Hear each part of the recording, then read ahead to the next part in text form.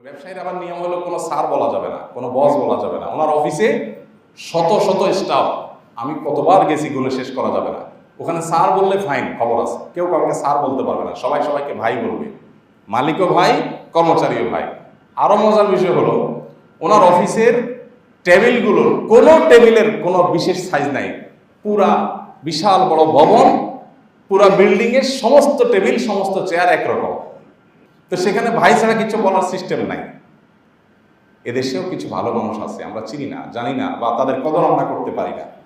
আল্লাহ রাব্বুল আলামিন শত শত কোটি টাকার ব্যবসা বাণিজ্য দিয়ে রেখেছেন, অনেক বড় ব্যবসায়ী, হাজারো মানুষ তার অধীনে কাজ করে। তো ওনার বাসায় একবার দাওয়াত দিয়েছেন, আমি গেলাম। ওনার 2-3 জন গাড়ি চালক আছে, 2-3টা গাড়ি যেগুলো ওনার ফ্যামিলি আত্মীয় স্বজনদের ব্যক্তিগত কাজে ব্যবহার হয়। তো এই গাড়ি চালকদের সাথে আমাদের ভালো সম্পর্ক, চেনা জানা, আসা যাওয়া যেহেতু অনেক। তো খেতে বসছি, আর আমাকে ড্রাইভাররা বললেন, গাড়ি চালকরা বললেন, হুজুর একটা আবদার আছে আপনার কাছে। ভাই কি আবদার বলেন? ভাই সামনে বসা, বলে ভাইকে একটু বলেন গাড়িটা চেঞ্জ করতে হবে। এই পুরাতন প্রিমিয়াম প্রাইভেট কার নিয়ে আমরা ঢাকার বাইরে যেতে হয়, উনি গ্রামের বাড়িতে যান, উনি একজন পরিচিত প্রতিষ্ঠিত মানুষ, দেশের সম্পদ। তো উনি রাস্তাঘাটে দুর্ঘটনায় মারা গেলে, একটা বিপদ হলে কি হবে?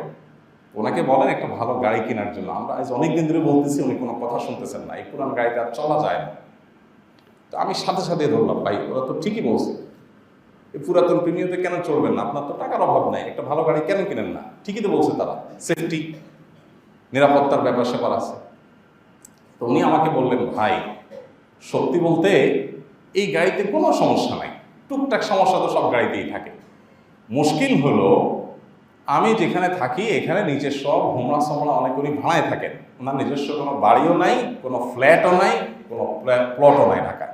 শত শত কোটি টাকার মালিক, হাজার হাজার কর্মচারী, ঢাকায় কোনো বাড়িও নাই, কোনো ফ্ল্যাটও নাই, কোনো প্লটও নাই। সম্প্রতি একটা জায়গা থাকার জন্য আমরা একসাথে একটা মাথা গোঁজার জন্য একটা জায়গা নিয়েছি, সেখানে অনেক মানুষ, 20 জন মনে হয়, এর মধ্যে উনিও আছেন। সেটা শুধুমাত্র দিনই কারণে একটা শেয়ার নিছেন, তাও আমাদের সাথে। তো আমি প্রসঙ্গত ওনাকে জিজ্ঞেস করলাম, ভাই নাই কেন, সমস্যা কি? একটা ফ্ল্যাট থাকার জন্য থাকতেই পারে। উনি বললেন যে ভাই ফ্ল্যাট মালিক বা বাড়ি মালিক হলে একটা ভাবসাব চলে আসে, অহংকার চলে আসে। এখন আমি এখানে মনটা ছোট, আমি ভাড়াটিয়া, এরা সবাই ফ্ল্যাট মালিক, এখানে এক একটা ফ্ল্যাটের দাম অনেক টাকা, নিরাপত্তার জন্য এখানে থাকি। তো আমি ফ্ল্যাট মালিক না, এই কারণে আমার মধ্যে একটা মনটা ছোট থাকে। মসজিদে আসি আমি বিনয়ের সাথে, কারণ বাড়ি আলাদা, আমার ভাবসাব নাই। তো আমি শুনে অবাক হয়ে গেলাম। গাড়ির বিষয়ে বলতেছেন যে ভাই এখানে সবাই খুব চকচকা গাড়ি বাইর হয়, তো সব ল্যান্ড ক্রুজার, BMW, এটা সেটা বের হয়। আমার ড্রাইভার সাহেবদের ইজ্জতের সাথে এটা যায় না, তাদের কাছে খারাপ লাগে যে তারা প্রিমিয়াম নিয়ে বাইর হয়। এই সমস্যাটা তাদের, আমার কোনো অসুবিধা নেই ভাই। এখন আপনি তাদেরকে বোঝান যে তাদের এই খারাপ লাগাটা উচিত কিনা। আমার তো খারাপ লাগে না, আমার কোনো অসুবিধা নেই, আমার চলার জন্য একটা গাড়ি হইলেই হলো। এখন আমার পাশে ফ্ল্যাটওয়ালা BMW, আরেকটা ল্যান্ড ক্রুজার, আরেকটা হয়তো আরো দামি গাড়ি, এটার জন্য আমি এটা নিয়ে চলতে যদি আমার অসুবিধা হয়, তাহলে বুঝতে হবে আমার ভেতরে সমস্যা আছে। শেষ পর্যন্ত উনি গাড়ি কিনলেন না, বহু চাপাচাপির পর সত্যি গাড়ি নষ্ট, সত্যি সমস্যা, তারপর একটা গাড়ি কিনছেন কোনো রকম, তাও মালয়েশিয়ান, ভালো কোনো দামি গাড়ি না। তো ভাইরা আমার, অহংকার এবং বিনয় এটা কিন্তু মানুষের কাজে কর্মে প্রকাশ পেয়ে যায়, আচার আচরণ দ্বারায় প্রকাশ পেয়ে যায়। আপনি যে কোনো চেয়ারে বসতে চান না, আপনি সামনে না বসে পিছনে বসাইলে আপনার ইজ্জত লাগে, অহংকার।